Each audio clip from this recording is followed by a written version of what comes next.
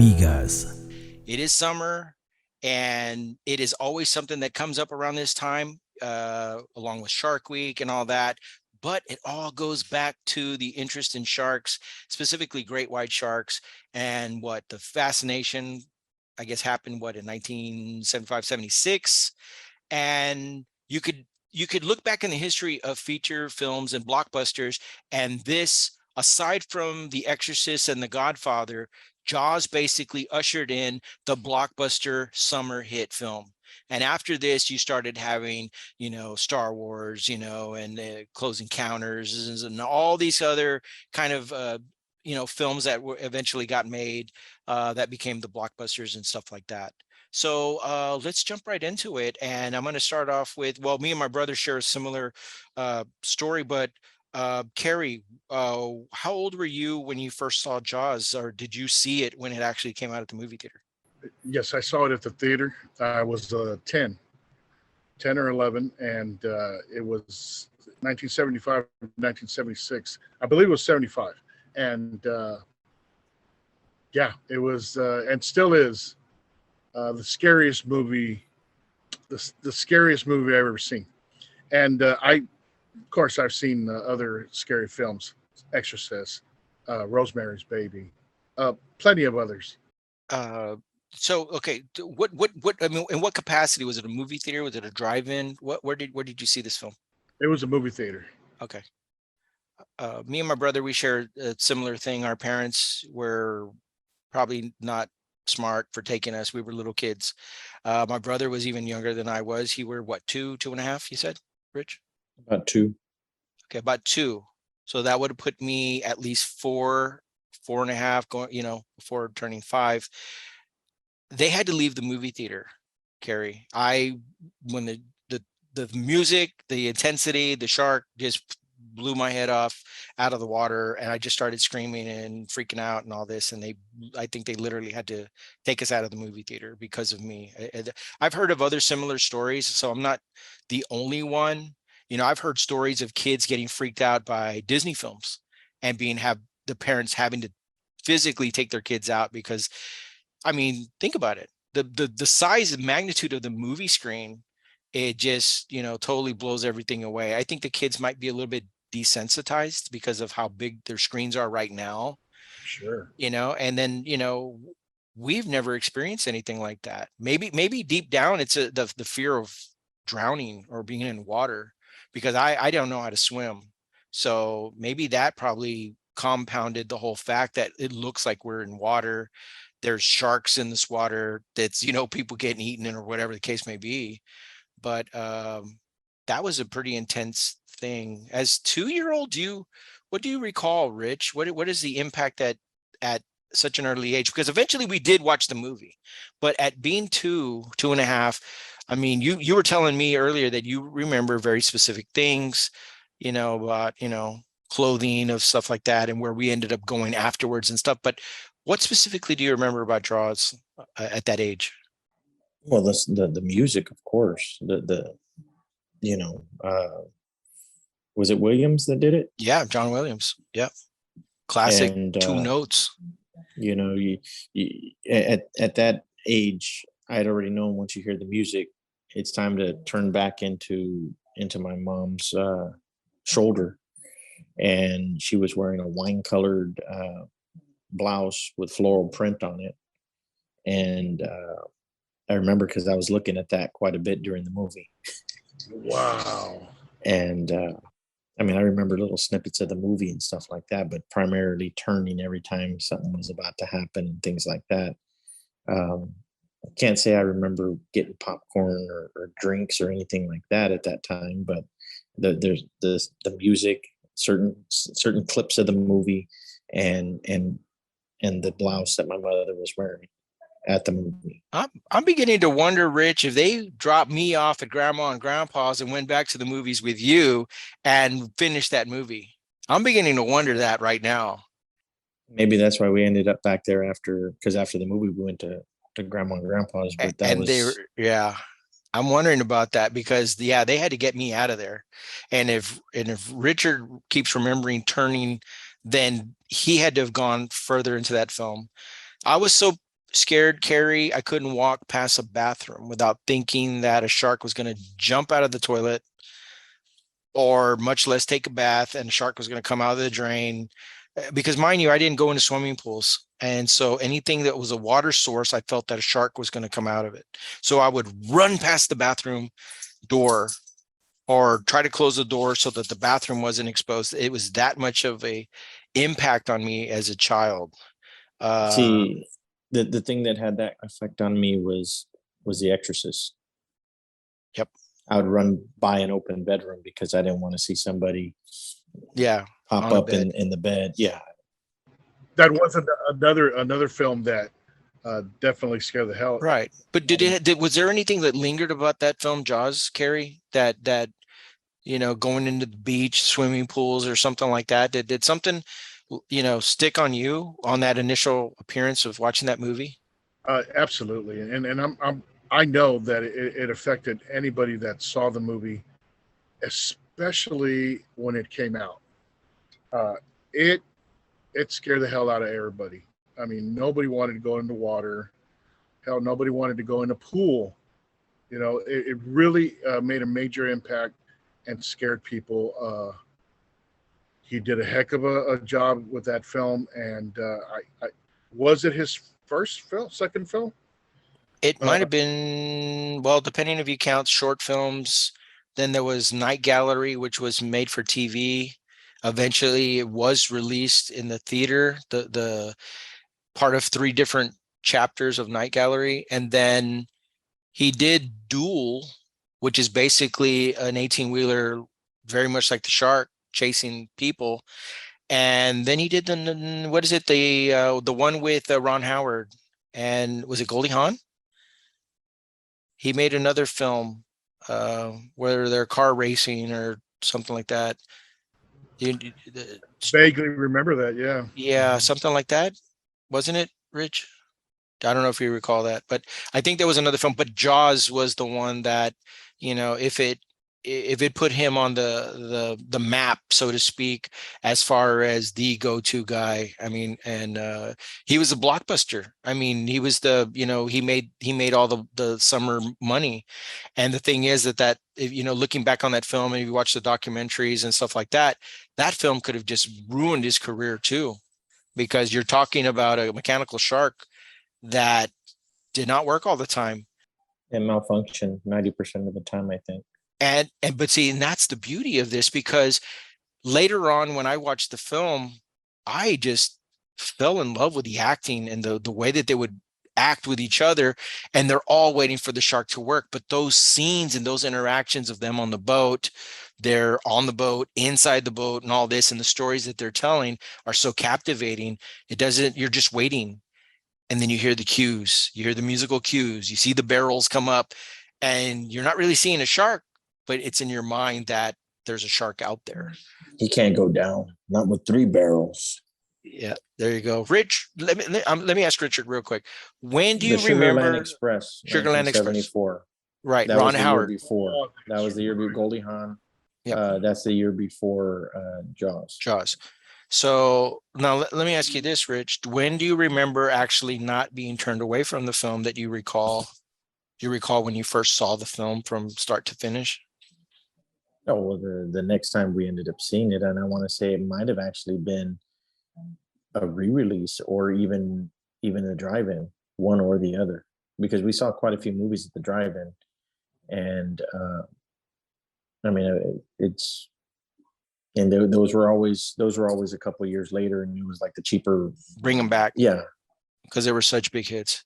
Yeah, that's why we recapture it. And eventually through cable, I think that was another thing. Cary, when did you recall revisiting that type of film? Or did you watch it multiple times when it came out? I mean, you were a little bit older, so did you have that? I don't remember seeing it more than once at the theater. Right. But whenever it came out, like you said, HBO, that was the main pay-per-view channel back then. And yeah, I would watch it any chance I could. Well, what was it, Cary, that attracted you to that film when you were watching it later in life? I mean, there's different things, hey, it's a horror film. We're watching it with all the family. Or when was it that you noticed there was something else going on in that film? Well, the acting is outstanding, uh, especially well, all of them. I mean, Hmm. Dreyfus, my gosh, Scheider, but Robert Shaw. Robert Shaw, man, he was amazing, and he was amazing in Jaws. Oh gosh, yeah. I Half of the reason I watched Jaws is because of Robert Shaw. Right. Uh, Rich, what about you? Uh, when do you, when did you figure out, or when did you realize that something else was happening in that movie? When it wasn't just dun dun dun dun and sharks, when did that switch, when you start realizing that there was something more going on in this film?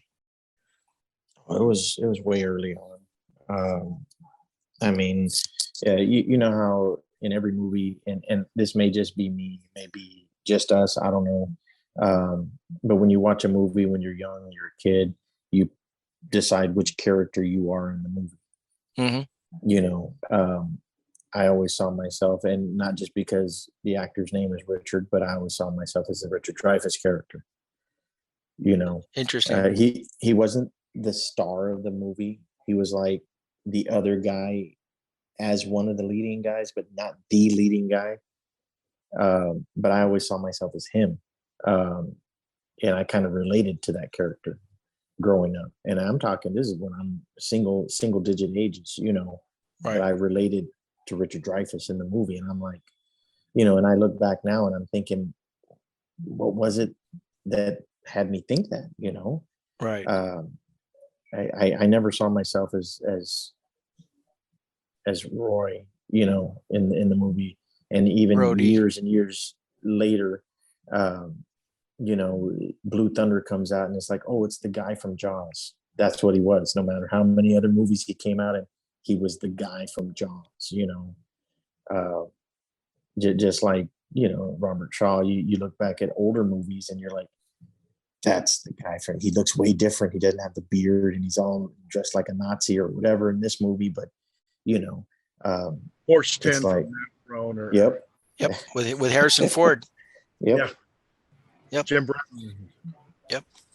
But just uh, I was still really young, and one of the key scenes that I really enjoyed was when they're talking about their wounds, and Brody looks down, and he's like, he sees his appendix scar, and he's like, I can't join this conversation. They got tiger sharks, and they got broken heart, whatever. They're giving their stories and stuff, and he's like, he's the fish out of water in that situation, Yep. you know. But no, it was real young, uh, early single digits on the years whenever I had seen it again, and it was one of those things, and it might have been the actual first time of not turning away from the movie while I was watching it, and seeing all the parts. I think we could come into an agreement that definitely we were all, there's some character that we're connecting with, but by far the acting of Quint, it just, and it's an outstanding performance. I wondered, maybe, it'd be interesting to find out, was he nominated for that performance, because he was just, as the town is going chaotic, and he was known to be, this dude, and he's real quiet at first, but when chaos is erupting, and then he gets everybody's attention, and he's just all with his little toothpick and his little compadre friend, that he would have, his little helper guy, and real calmly he explains, what your problem is, and if you want to get rid of this thing, I can do it and bring your dollars back to you, because the winter and all this kind of stuff, because he's like, I can, save the day and all this kind of stuff. And the sheriff there's nothing he can do. This is a guy that does not like the water. He does, he's limited to what he can do and all that kind of stuff. But Quint is very calm, collected, and he could provide a solution regardless of how kooky everybody thinks he is, and everybody knows it, that he's the one that could kill the shark and, bring the dollars back. I just think that performance by far, looking back, at Obi-Wan Kenobi and his, Alec Guinness's, performance like that, you definitely have to put a person like, Robert Shaw and Quint as probably one of the, best character performances, in a film of this magnitude. I mean, how many horror films do you end up watching and all the characters kind of blah, can you name another character from another horror film, other than Max von Sydow? But here we are. We're talking about older films. We're talking about older films such as The Exorcist and stuff like that. But in modern horror films, where do you find characters like that? There's the girl like, this house is clean, from the Poltergeist. But who made that film? Steven Spielberg and Tobe Hooper. That's right. Again. That is pulling from something that he did in another film, another horror film, being able to have such a character that, and she's basically clearing the house of ghosts, he was clearing the town of sharks.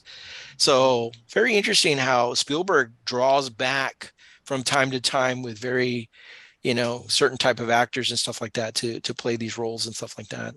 I have to agree. I cannot recall something to mention at this time, but I recall thinking, hey, I remember he did something like this in a former movie. Many times seeing a movie of his, and I remember thinking that, oh, this looks like what he did over here.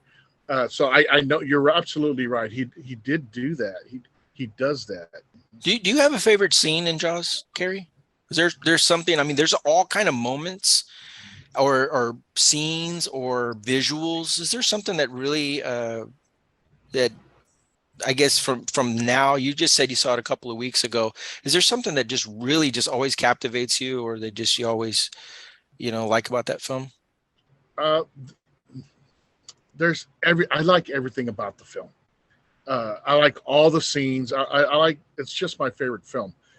Robert Shaw, I can't stop looking at him. When I see him on the screen, Mm-hmm. all I see is Robert Shaw, even though Richard Dreyfuss is killing it, Mm-hmm. scene stealing big time. Robert Shaw, to me, he's just a quintessential fantastic actor. And even as a kid, I was mesmerized by his performance. Y'all know what I do. Y'all know who I am. Man, he's just amazing.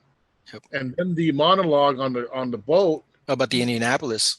Was like incredible. Yep. I would chalk that up to the scene very similar to like Blade Runner, when Rutger Hauer's passing away and he just has that, monologue by himself where, Harrison Ford is watching him die. To me, I would put that kind of scene in there where he's just giving a story where you just can't take your eyes, even though they do those little quick takes. And then, you see him look up from his cup and all that kind of stuff. You truly believe that Robert Shaw was in that water, and that music carefully crafted as it's the ebb and flow, just like the waves hitting the side of that ship. He's recalling, and that ominous music that is created by John Williams just sets the mood. It's just classic, all the elements coming together. You wish you could get a moment of that kind of emotion in your film ever.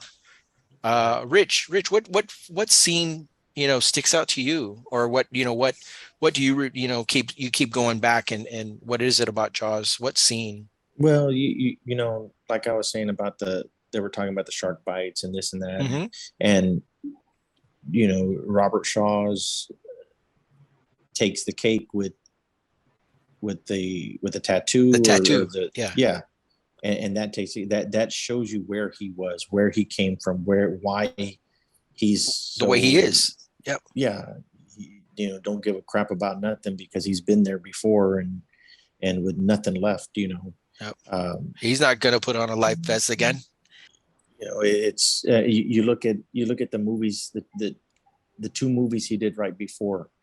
I mean, because if you're looking at 75, 73, he came out in The Sting. 74, he came out in The Taking of Pelham 1, 2, 3. You know, and then he does Jaws. Yeah. And you know what? He was not the guy that they were trying to get to play that character. They wanted Lee Marvin to be Quint. They wanted Lee Marvin to be Quint, and they couldn't get him. And eventually I think he would have played a different type of Quint, but to me, it's just so hard to imagine Quint not being it. It's like everything came at a certain time and it all crisscrossed at the right moment. And, the shot that, and it's after they've shot all the barrels and the sun is going down and you see him out on that thing and he's got the gun and he's just kind of bouncing there, just standing there, kind of like, oh, I love that. dude, that scene. And then you just see the boat, and that's where you see the first kind of shooting star, first shooting star you see, but he's just out on the bow or whatever of that boat, and he's just there like, oh. That's the scene James Cameron tried to copy in Titanic with Leonardo DiCaprio right at the end of the keel of the boat. Yeah. That's the same scene. It's just he has his arms around Kate Winslet instead of the gun. Yeah. And they're facing the other way. But it does look like it. You're right. It's an iconic moment. It's an iconic scene. It really is. And he's like a shadow, right? You can't see him really. Yeah. It's because it's like they're using real light as the sun is coming down, and so it's that twilight. It's the golden time or golden hour where you try to get the sunsets or the sunrises right at the right moment when you're trying to capture those actors. And it's just, was that a scene that they just grabbed because they were running out of time? They couldn't get the shark to work. Well, let's put you on there. I love the moment where it's like, I love that battling between the scientific Richard Dreyfuss trying to get Brody to, well, I need for depth, go out there because the shark has appeared and everybody knows what they're dealing with, and you got one guy that's terrified, and then you got Richard Dreyfuss who's so excited because he wants to document this because of the magnitude of what the moment is. And it's just, I love that ebb and flow of, sometimes it's a slow burn as they go from scene to scene when they're out there, but it's like, it's crafted so well because we see the killer, the shark is eating people. We're still stuck on the island. We're trying to deal with this, but then we got this mayor that wants everything opened up. And then you have, well, we need to do something and we need to go out there. And it's so awesome when you just see that boat going out there, and then the jaws are right there, and then the camera goes, and then there they go off in their fishing thing. There are so many great scenes in this movie with a beautiful soundtrack. John Williams has a way of putting his touch and just, giving his imprint on a lot of movies that George Lucas happens to have made, and Steven Spielberg. I mean, there's tons of other ones, don't get me wrong, but it's just that is a huge character along with that shark in that movie. You saw it a couple of weeks. What I mean, is there something that jumped out at you? Is it something that you try to catch on a regular basis, or you just catch it whenever it's on, Cary? Yeah, I catch it when it's on. I don't seek it out any longer, but I used to all the time. I like I said, I like the whole film, and some of the parts that I really like is, for example, when the boys are in the boat, but it's docked, and Sheriff Brody says to them, "Hey, get out of the water, get over here," and his wife tells him, "Hey, they're just sitting in the boat, nothing's going to happen." It's tied up to the pier. Oh, he's sitting in it. His birthday she's flipping present. through the book. She's flipping through the book, and she sees the shark going through the boat. Mm-hmm. And she goes, "Listen to your father. Get out of that boat." Yeah, and Brody's like, what? I thought you didn't, it was cool with you. But yeah, that part, I love that because it It shows. foreshadows what's about to take place. That's a very good point. It Yeah. it, it really does, doesn't it? Yeah. And the fact that I like that part too because he was researching with the books, and then that's when he mentions, did you know that they don't know how old they are? Yep. And I thought that was fascinating. You get those little quick facts that actually, we start to get more background of a shark and stuff like that. Rich, when was the last time when you saw the film, Rich? I think it was earlier this year. I don't know exactly how long ago it was, but it was earlier this year. I put it on for my 2-year-old great nephew. Wow. Well, he said he wanted to see the movie with the fish on it, and has a big shark right on the cover of it. So he wanted to see the movie with the fish. How did that work? We got about maybe a third of the way into it, and then he started just playing with the Spider-Mans and Scooby-Doo's distractions. And stuff like that. Yeah, but it wasn't, it wasn't in the theater. It wasn't dark. It wasn't. Right. When's the last time you saw it in a movie theater? Did you see any like within the last 10 years in a movie theater, Cary? Did you ever have that opportunity? I'm going to say the opportunity because I know our Alamo Draft House is modeled after with the Jaws theme and stuff like that. And they brought it back. Unfortunately, I haven't been able to see Jaws in our Alamo Draft House. I actually had to catch it at another movie theater when they brought it back as, hey, catch the anniversary. Yeah, catch the anniversary. So I had to watch it in that capacity. And I hadn't seen, obviously, Jaws in that. I was just in love. Just on the big screen, just watching it like this. I mean, I can watch it. I can turn on the TV. If that film is on in any shape or form, I have to watch it. I don't give a crap what part of the movie it's on. It could be the very end. It could be when, early on when they're still trying to figure out, what kind of bite radius and all this. I can watch it from any part and you can recall all the things. What I like is the wild conversations, the girl with the glasses, and she's going on and on and on about, so-and-so and this, that, and the other. And it's just these random conversations. I just love all those moments. Oh, bad hat, Harry, and he's making all these comments and, all these little bit characters, just the way it's crafted. Do you think anybody ever named their dog Pipette after that movie? I saw the Meg, and when they were making those references to Pipette, they did that in the Meg. And that's a story about, a more prehistoric shark, but they have throwbacks to Jaws in that. And they have the Pipette dog and all that kind of stuff. I thought that was interesting. Now, let me throw this at you guys. For the first time, that film is going to be released in IMAX and in IMAX 3D. Jaws on the big screen in IMAX or IMAX real 3D. I'm like, is he gonna do what Lucas did and correct the movie? What has been the correct? I mean, obviously, you got this mechanical shark. Is he going to put this? Is he going to be digital shark? Is he going to put the scenes in that he always wanted to? The ones that didn't make the cut. Oh, the storyboard. Wow. The storyboard scene. The kid getting all exploded. Is it going to be? Maybe they don't use that holiday roast. Maybe they use something else. I don't know. I mean, something. I'm intrigued. I'm intrigued. I mean, I don't know if I want to see it in. I mean, I can imagine when you see the. Hold on. You're flashing back to the gray lensed Jaws 3D. The biggest scene is that hand that comes out in the beginning of the movie, like this, and then you've got the fish that are coming up to the screen.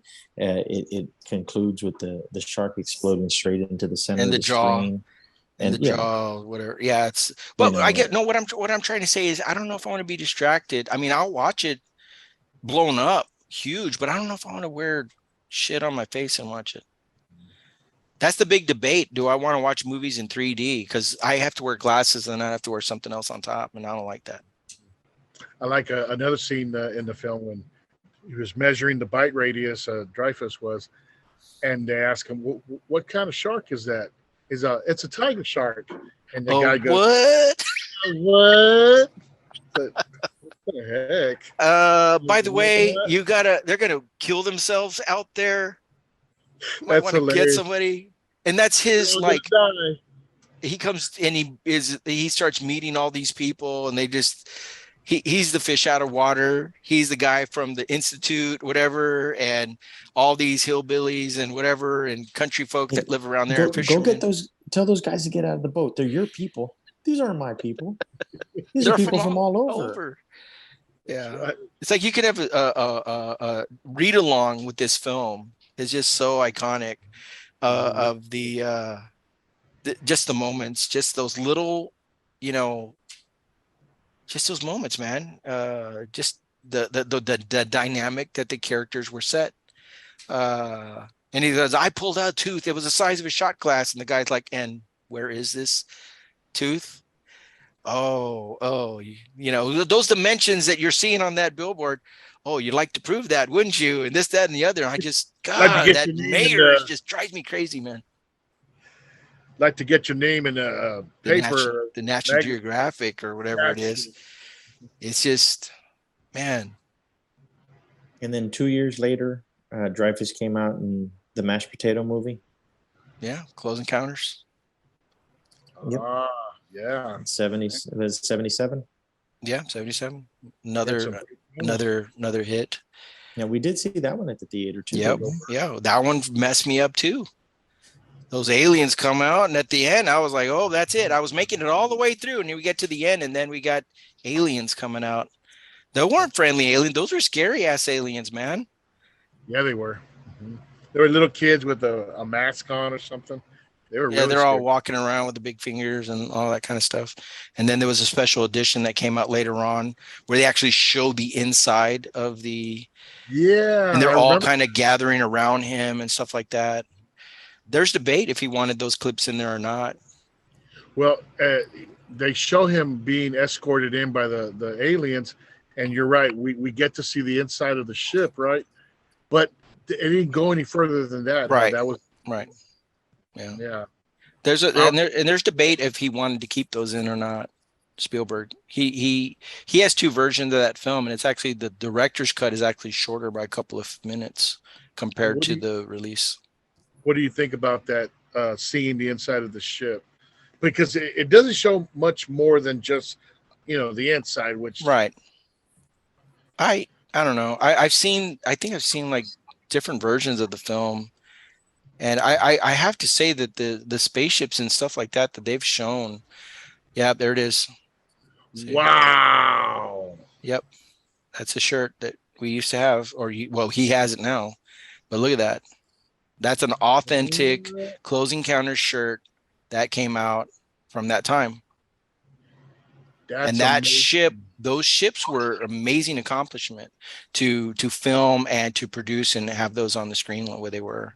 It was and that I've seen that film as part of a sci-fi. It was a sci-fi film class that I took, and it just took on a whole new perspective. As a kid, it was more spaceships and the little kid gets taken away, and most of the story I didn't follow that. It was it wasn't like all these other stories. Like ET? Yeah, well, there you go. I never seen that one. I still haven't seen that movie. Yeah, I haven't seen it either. But the thing was that what was going on with his relationship, that Richard Dreyfuss' character, specifically in that movie, was, something that I didn't realize, as a kid, and it really didn't matter to me. I was still obsessed with the special effects, but it wasn't until I watched it. It was right before the pandemic. I saw the film. I was watching a series of sci-fi films, and it just was a whole different approach for me of seeing the film play out the way it did. And then you start going through the history of what Spielberg was going through. So that kind of mirrored a little bit of his that was a real personal film in the shell of a sci-fi film of his falling apart of his relationship. So that was very interesting. And then the choices that person was making. Yeah, we're already deviated from talking about Jaws. Now we're talking about Close Encounters, but it's a very interesting story that character takes to the point where he leaves everybody behind. Right. His family, his kids, his ex-wife, and then this other woman who he kind of like got involved with a little bit, but she gets her son, but he decides there's nothing left for me here. And he decides he wants to take off away from Earth. That's kind of interesting right there. And where does he go? Goes with George Lucas to Star Wars. Same year, right? 77. Something, yeah. And then this whole Star Wars thing. It's so interesting. Any thoughts before we close off about Jaws that you want to mention, Cary, and then I'll ask you, Rich. Is there something you want to leave off with? I just want to reiterate the fact that how scared people were to get near the water, especially a bay or a beach. But like I mentioned earlier, people were even afraid to go in the pool. I know that sounds silly, but I believe it to be true, and true memories that I recall.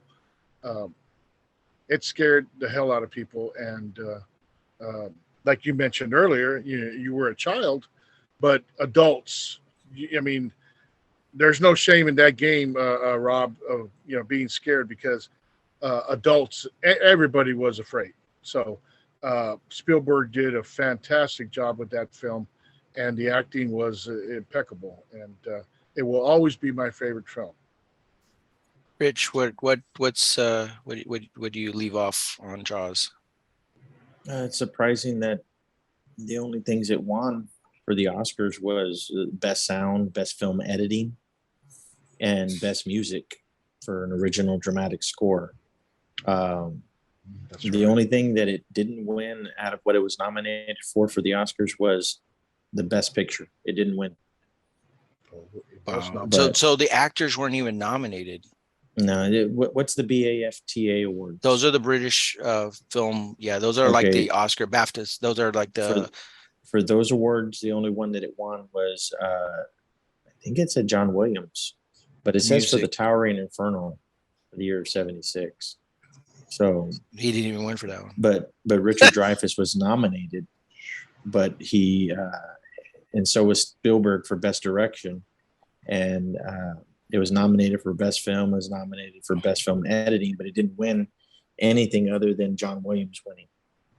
Wow, so it just blows me away. It was even nominated for best screenplay and best soundtrack, but it didn't win.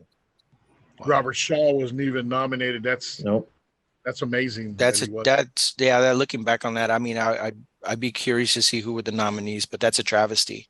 Something that, unfortunately, a role that became so iconic. To this day, it's remembered. Cult like following of Quint and stuff like that. And I mean, you see Funko Pops, little figures of him, and different sizes and T-shirts and action figures and stuff like this. Something that probably I've seen his son dress up like his dad and play parts in tribute to his father and stuff like that. But I bet in a million years Robert Shaw would have never guessed that he would have been so action revered. Figure. Much less an action figure or anything of that nature. Man, there's so much stuff that related to Jaws that we never really got. And this is how I'll wrap it up. We didn't really get to talk about the toys, the video games. There was the Jaws where you stick the thing and you grab the hook and then it starts closing the mouth. I don't know if you ever played that. Remember all the stuff is there and you pull one at a time, and then the mouth just keeps, and then it gets clamps on you and then you lose the game. But then there was Shark Hunt, which was a very archaic arcade game where you're fighting sharks and stuff like that. But I mean, there were so many spin-offs of sorts, shirts, memorabilia and stuff, and then of course you got sequels, and the sequels are hit and miss with some fans and stuff like that. But you know what, those would be very interesting to revisit at a later date on another episode of the Migas podcast. But I want to thank everybody for joining us today on this special edition of the Migas podcast. You just heard our recollections of the film Jaws and how it impacted us. And I want to thank Cary for being a special guest. And of course, my brother, in this case, my brother Richard, who joined us today on this episode of the Migas Podcast. For myself, Robert Pettis, I want to thank you for listening, and we'll catch you the next time on the Migas Podcast.